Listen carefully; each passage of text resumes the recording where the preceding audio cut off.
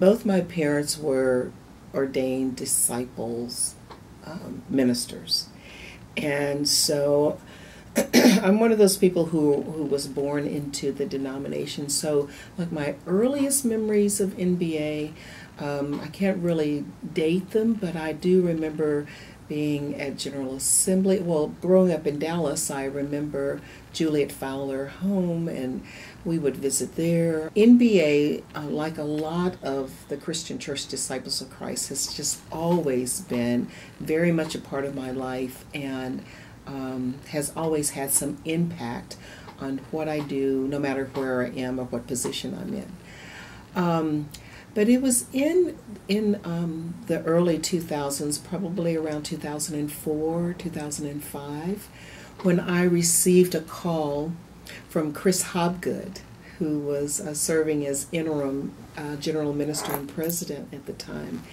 A call from him asking me if I would consider serving on the first post-bankruptcy board for NBA.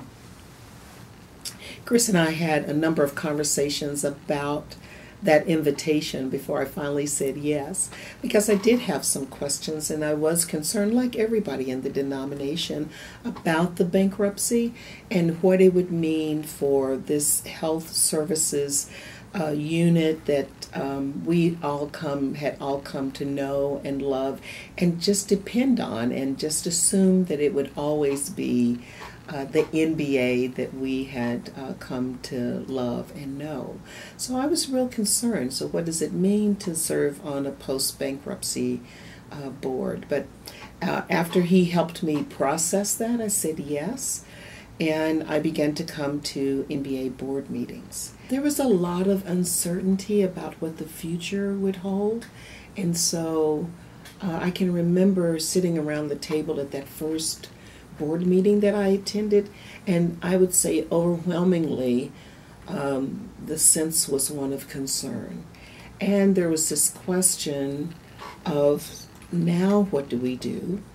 In addition to a very real sense of there's hope for whatever is going to happen in the future, and what we are called to do as a board is to be faithful to what the denomination has, this task that the denomination has invited us to take on. By the time we got to the table, there was lots and lots and lots and lots of pieces to dissect, whether, court papers and staffing issues and programmatic issues, and places where there had been lots of life out of NBA needing to move on, close down, not be what it once was. So it